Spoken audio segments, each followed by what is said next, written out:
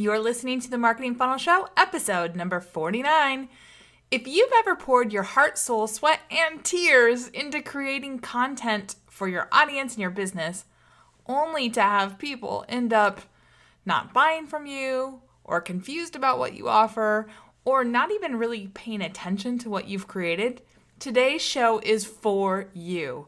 We're talking about how to create a marketing funnel with content your audience cannot wait to get their hands on. Welcome to the Marketing Funnel Show. I'm your host, Michelle Evans, and this is the podcast for coaches, experts, and online business owners to learn how to go from simply surviving to sold out using the power of marketing funnels. All right, let's jump into today's show.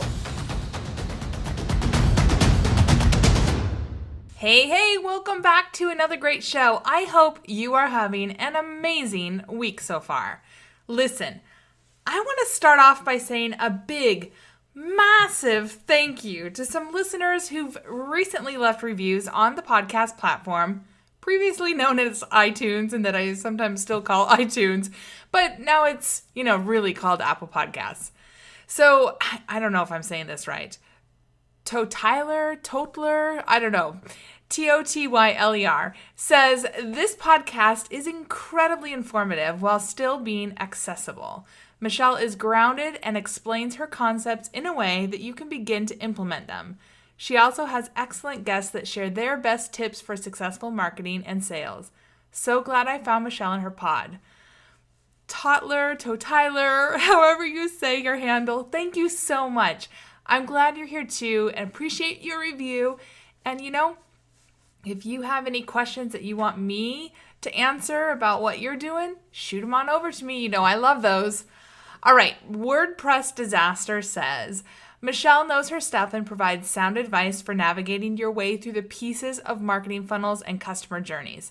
I like that she's always talking about the things you wish marketers would talk about but tend to skip over. All right, WordPress Disaster, thank you so much for that. And yes, I love, I actually do love talking about the stuff that a lot of people skip over, because a lot of times that's what keeps us from being successful. And, it took me a while, even as a professional marketer, to figure this out. So thank you for calling that out. And again, if you have questions, I'd love to hear from you. And the last one I'll give a shout out to today is from Spawns.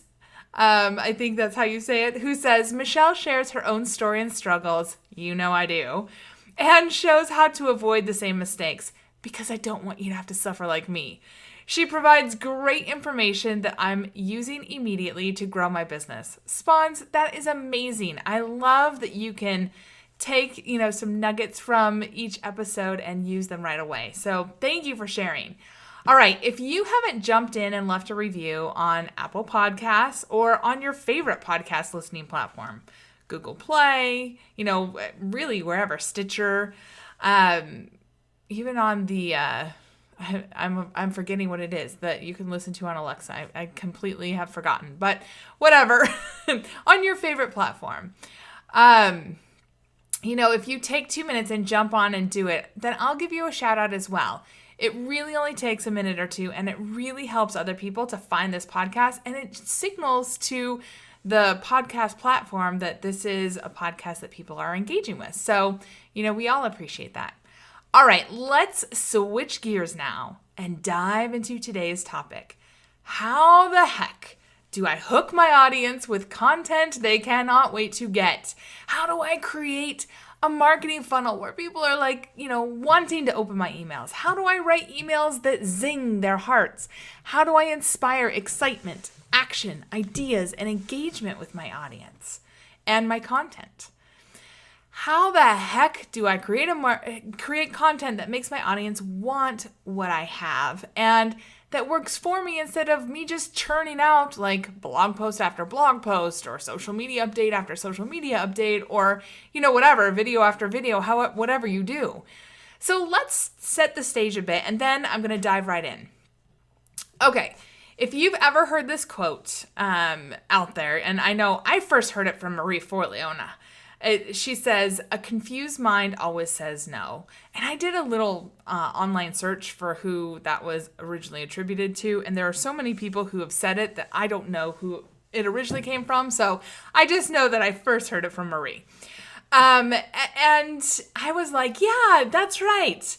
What a great point, Marie. Like, it didn't sink into me that that might be applicable to me. And I'm sure you'd agree with this quote as well. I mean, when we're confused in our own lives and our own businesses, it's so hard to make a decision because we don't know if it's right? We don't know if it's the right choice. We don't know where it's going to lead us. We're confused. And so we wonder, is this the right decision for me?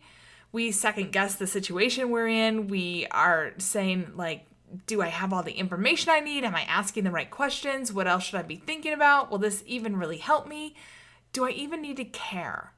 And guess what? Your audience and your future clients, your future customers, your future buyers, they feel the same way. So again, I heard that quote from Marie, a confused mind always says no. And then I was like, yeah, you go. And then I went about my day, creating content that nobody wanted and wondering why the heck nobody wanted my extremely valuable content. I mean, clearly I felt like this quote couldn't possibly be talking about me and my content. I couldn't possibly be confusing, could I? But, I couldn't ignore the fact that people pretty much were not paying attention to my content at that time. And so I asked a couple of my friends, peers, and even some clients for some feedback. And I quickly discovered that, yes, I was confusing the heck out of people, and people who liked me, people who trusted me, people who, worked with me. And even worse, these friends, these peers, these clients, they didn't really understand my freebies. They didn't really understand why they'd be valuable. They didn't really, they would see my blog posts, but they were like, that's just too much for me. I don't understand. They would see my videos and be like, yeah, I can see that you're working hard, but I don't get it. And they didn't see how the content that I poured my blood, sweat, and brain into would help them. Uh-oh. I don't know if you've ever gone through and done this exercise and even asked just one or two people for feedback. And one or two people that do not do what you do. Like, if I had asked another marketer, they probably would have been like, oh yeah, this is great. This is so valuable. Thanks for all these tips. Because we were speaking expert language, right?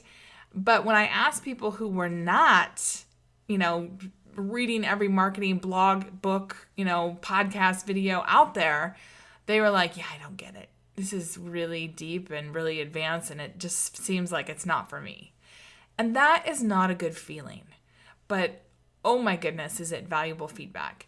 And once I realized that, yes, I was confusing the heck out of my audience and the people I really wanted to work with and who I really wanted to ultimately, become clients or students or whatever, I was able to stop the crazy stuff that was confusing the heck out of them. And instead really focus on simple, clear messages and stories to support my messages. In fact, I had to dial it back so much that sometimes I felt like this isn't even valuable. But then those are the things that people love the most. And it took me a while to really kind of get out of my expert mode and my I'm going to teach you everything I know mode and into the mode of connecting and helping people see what the answer to their situation was. And I wanted to share this with you because, first of all, when I have students or clients or even friends who come to me and say, Michelle, this just isn't working. Like, my launch flopped, or, nobody's signing up for my webinar, or, I can't get anybody to download my free lead magnet, or I can't get people to come to my event, or I give my speech and, the audience seems to enjoy it, but then nobody follows up with me. What is going on? And so again, I wanted to share these shifts that I made with you because they're so simple, doable, and super effective. And you don't have to, take a course to become a really great writer. You don't have to suddenly become, the most fabulous person ever on video, and you don't even have to become a content creation machine to do this. So here are the 2 things that I shifted to make it clear and easy for my audience to understand what the heck I offered them and why it was valuable. So thing number 1 is be crystal clear on why people want what you offer.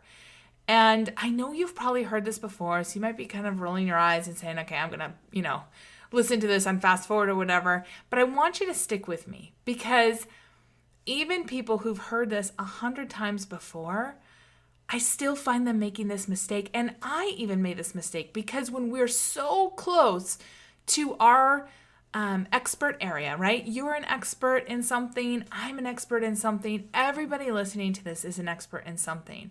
And when we get so close to that, it's really hard for us to remember that the people that we're trying to serve, the people who we want to buy our products, our programs, our services, they're not experts. So if we talk to them as an expert, it's going to literally go right over their head, right?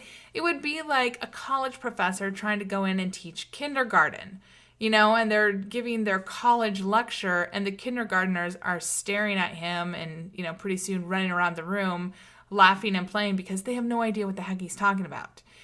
That's kind of how we act sometimes with our audience. We don't mean to. We're doing it from a place of giving and, a good heart and trying to give people value. But, just picture that, a kindergarten class with 5 and 6-year-olds, and this college professor is trying to teach, I don't know, calculus or something. And the kindergartners are like, I have no idea what you're talking about. I'm just going to go play, right? That's what our audiences do. But when we're crystal clear, so again, thing 1 is be crystal clear on why people want what you offer. When you stay there and you serve from there and you create content from there of why they want what you offer, it's a game changer. So I'm going to talk a little bit more about how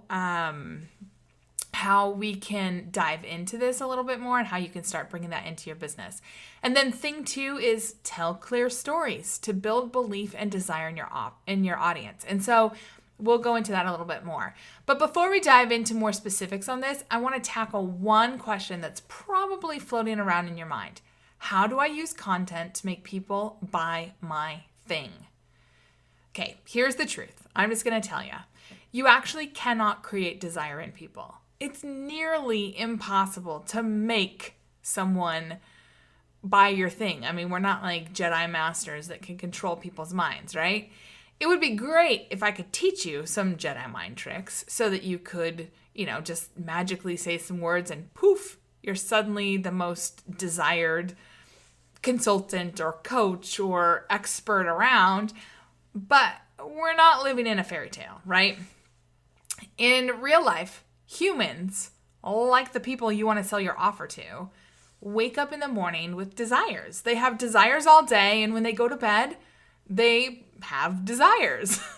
Now, don't get your mind in the gutter. I'm talking about like, I want to lose weight. I want to feel healthy. I want to feel rested. I want to figure out how to get more clients in my business. I want, right?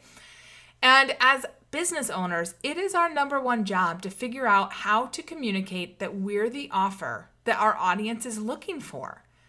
The key truly is to understand your customers so well that you know what matters most to them, that you speak directly to their already existing desires, the things, the conversations, the wishes, the hopes that are already, bouncing around in their head.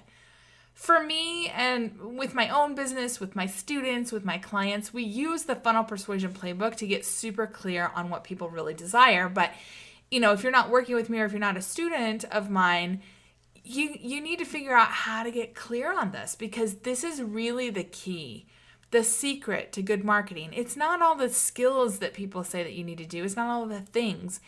It's really being so clear on these desires that people have. So let's dive into, thing 1, being crystal clear on why people want what you offer. So one thing that I know that I struggled with and thought for a long time, especially like before I went into my business full time and even maybe like the first couple of years, and you may think this too, is that I needed to be like big, fancy, and spend a ton of money to be successful. I mean, how could I be successful if I don't have all the fancy stuff out there, the best site, the best marketing, all that kind of stuff. But on the other hand, how do I get all the fancy stuff without the fame, the testimonials, the connections, and the success that I felt like I needed? So I was kind of caught in this catch-22. And it felt like a massive blocker for me for a very long time.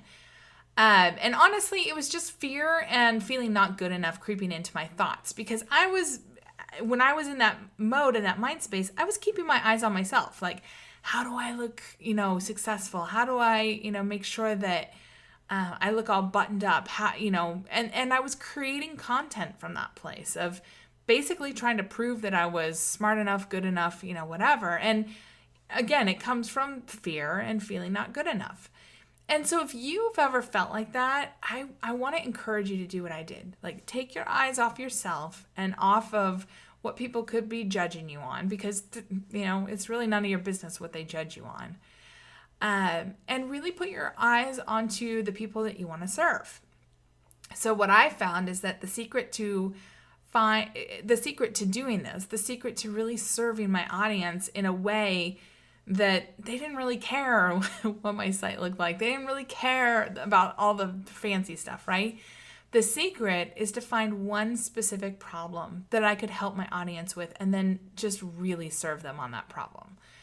It was so much more powerful to understand my audience and what they're struggling with, because even, with the best tools, the best team, the best design out there, without knowing my audience and what they're struggling with and dreaming of, no amount of fancy marketing will ever get them to buy. And, I don't know how real or how behind the scenes you've gotten with some people's launches, but there's a lot of people that spend a lot of money to look super fancy on their launches and to, have like the best of everything.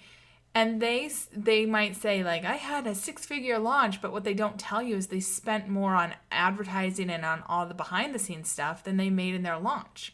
And so I can't drive this home enough.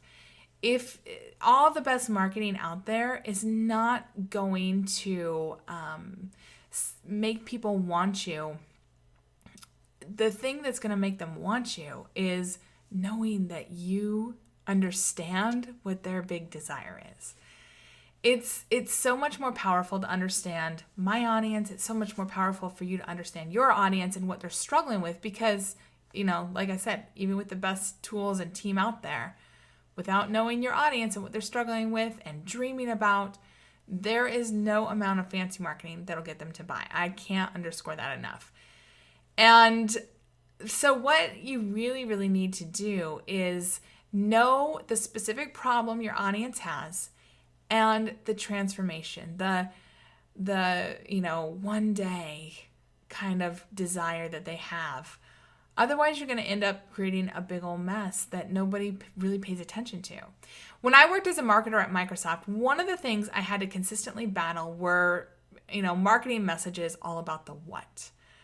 So, I'd be putting together marketing campaigns and I'd have all these people weighing in about the cool new features, the new tech, the new this, that, or the other thing, the new menu. I mean, good Lord, there's all sorts of what things that people wanted to put into the marketing. The amount of memory or processor speed or, I don't know, just all sorts of stuff. The geeky stuff the engineering teams had spent years working on, and they wanted everyone to know about their cool work. But I knew that I had to fight to keep those messages out of any marketing, because our audience couldn't care less about all that techie stuff. Why? Well, no one buys a piece of software, a computer, a phone, or a device simply because of the features. I mean, they may use the features to justify their purchase, especially if it's a big purchase price, but it's not the reason that they buy. Think about you. think about, your own computer that you use every single day. The reason you bought it isn't exclusively because it has a gajillion gigabits of memory, right? In fact, I'd bet most of us probably have no idea without looking it up exactly how much memory our machines really have, or even what that really means in terms of like processor speed or any of that stuff, right? The same thing goes for whatever you're selling. I wanted to use computers because I know all of us use computers in our business. And so we can all relate to that. But the same thing goes for whatever you are selling. The reason someone buys your course isn't because you have 85 hours of video or 50 pretty worksheets. The difference between a 30-minute or a 60-minute call every week during a coaching or consulting engagement isn't going to make or break your deal. Having all your meals included or only lunch and dinner included isn't the reason people will come to your event, right? Those are the features. Those are the things that you get, but that's not why people buy. So what does really matter? Knowing their pain, discovering their true desires, and then tapping into their desires and being crystal clear on why your offer will get them to what they really want, how it's going to solve their pain, and how it's going to really get them to the transformation they want. For example, let's say that you're a weight loss coach. Well, people aren't buying 3 months of weekly calls with you. They're not buying meal plans from you. They're not buying workout plans from you. They're not buying keto tips or, I don't know, kick the sugar habit for good tips from you. Yes, that may be what they receive, but that's not why they buy from you. They're buying because of something else. And your number one job is to figure out what that something else is. This is what makes marketing so hard, is because we want it just to be easy. Like, we just want to be able to talk about our thing and how it's going to affect you and all this kind of stuff. But you've got to crawl into people's minds. And it's not that you have to be the best writer or videographer or, whatever, social media guru. It's that you need to know what are the conversations already going on in their head. And so let's just say, for example, that you're this weight loss coach. Is the number one desire of your audience a deeper connection with themselves so that they no longer use food to fill some sort of emotional void? Or is it to look amazing in their skinny jeans because they have a high school reunion coming up and there's some certain people that they want to show, I'm looking good? Or is it to get back on the dating scene after a divorce, a breakup, or a death of a partner? Or is it to recover health and vitality after a major illness like cancer? Or is it because they're over 40 and ready to finally put themselves and their health first because, years of bad choices have caught up with them and they're feeling not so great? Or is it something else entirely? You can see just from those examples that I gave you, those are all huge desires for people. And they're different kinds of people. And so the kinds of things that you would create for a marketing funnel for each of those different people are really different. Even just for one little tiny example of a health coach, right? So I gave you 1, 2, 3, 4, 5 different examples. Those are really different audiences that you would be speaking to. Somebody who wants to look amazing in their skinny jeans before a high school reunion will respond to a fundamentally different message than somebody who is looking to recover their health and vitality after a major illness like cancer, right? And it's your job to figure out who are the people you're talking to. What are the stories that you have to share? How is it going to, signal to them that you've got what they need? I cannot emphasize this enough. If people aren't engaging with your content, I can pretty much guarantee it's because you're not crystal clear on their big desires. You're talking about the features. You're talking about the gigabits of memory instead of what it's going to give them, right? Knowing that big desire will make or break your business. Knowing that big desire means you don't have to be a marketing genius trying to use some, Jedi mind tricks to fool your audience. Knowing their big desire, regardless of what you're selling or who you're selling to, will help you know exactly how to connect, engage, and intrigue them in a way that's so different from trying to create quote unquote valuable content, which, a lot of times ends up being boring content because, just like what I was doing when I was first in my business, you're trying to, talk about stuff that they just don't care about, right? You're trying to prove that you're smart and good instead of connecting. Which leads us to thing number 2. Tell clear stories to build belief and desire in your audience. This is important, and I talk about it a lot because it's so important. It'll make attracting your audience, the audience that you want, so much easier, so much more enjoyable, and quite frankly, almost automatic. So what you have to do is figure out their pains, again, and share stories about overcoming those pains yourself or with clients and students. You need to figure out their fears and share stories about how you or your clients have struggled with those same fears and how you overcame them. Figure out their desires and then share stories, examples, and more about how you've helped yourself, your clients, your students, whatever, to achieve those same desires. Now, I don't think I probably have to tell you, but make sure that these stories that you're telling are real, that you're not making them up. And also, if you're going to share somebody else's story, make sure that you have their permission to share it or that you take enough of the details out that they can't be identified, right? You don't want to just be talking about people's stories without their approval to share it. So I just had to put that disclaimer out there. Stories are really valuable and really important though. So these stories that you share, they'll have an incredible emotional impact on your audience. And you don't even have to package them like super fancy. I mean, you could just do a Facebook post, right? You could just,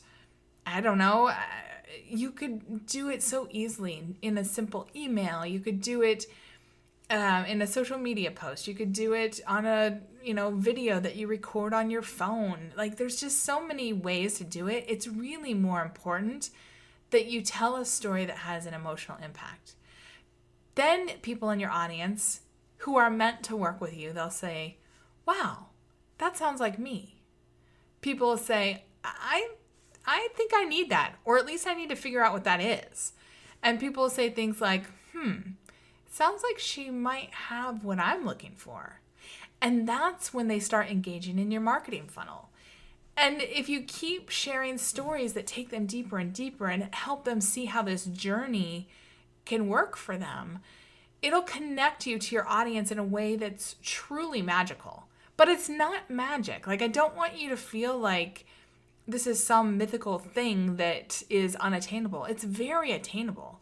It's actually human nature. It's our nature to share stories and to listen to stories. Bottom line is people prefer to believe what they discover for themselves through the stories that you share in your marketing funnel experience and the proof and all that stuff, not the facts and features that you want to sell to them. And by now you probably have some idea that, crafting a marketing funnel journey for your audience is key, and it is, because you need to take them from that problem all the way to the place where they say, whatever your offer is the solution I'm looking for. And that's how we break through all the messages out there, right? I mean, if you think about your daily life, all of us are absolutely bombarded every single minute with useless information out there. And thankfully, our subconscious minds are able to filter out a good portion of that, right? Like 97% of that information, so that we're not overwhelmed by, ads or different messages or whatever. If it didn't, we were consciously aware of everything our senses were noticing, it would result in a complete and absolute sensory overload. We wouldn't be able to process anything. Yet, the one thing that all humans have a really hard time ignoring is a good story that they can either see their pain in, see their situation in, or see a desire in, right? So all humans love stories. Humans are wired for story, and stories are, they're imprinted on our psyche, just like DNA, and they work on really profound levels, which is great news for you because you don't have to be a great marketer to hook and engage your audience. You simply need to be willing to share, again, your true stories that build desire and support your marketing funnel. People prefer, to believe what they discover for themselves, not what you tell them, not the features that you're out there trying to push. And the best way to help them discover a new belief, the best way to build that trust and that engagement with you is through sharing stories. So if you want to get people to take action and engage in your marketing funnel, tell a story and help them see themselves in the story you share, and then offer them a path forward to, find out more and ultimately to work with you. That's when they'll discover a new belief in themselves, in you, in the future, and in your offer. Okay, as you were listening to this today, did you want to experience this for yourself to see, how does this even work? And figure out how to use stories to create your own first profitable marketing funnel that brings in clients and sales automatically? If so, I want to invite you to jump on over to today's show notes, which you can find at themarketingfunnelshow.com/49, and take the marketing funnel quiz. You'll discover the perfect marketing funnel with just a few simple questions. And I'll even give you free training and some stories on how you can get that funnel up and running and why you want to, so that you'll know just how to make this work for you. All right, with that, I want to wish you an amazing week, and I'll see you back here next week, same time, same place, on another great episode of The Marketing Funnel Show. See you then.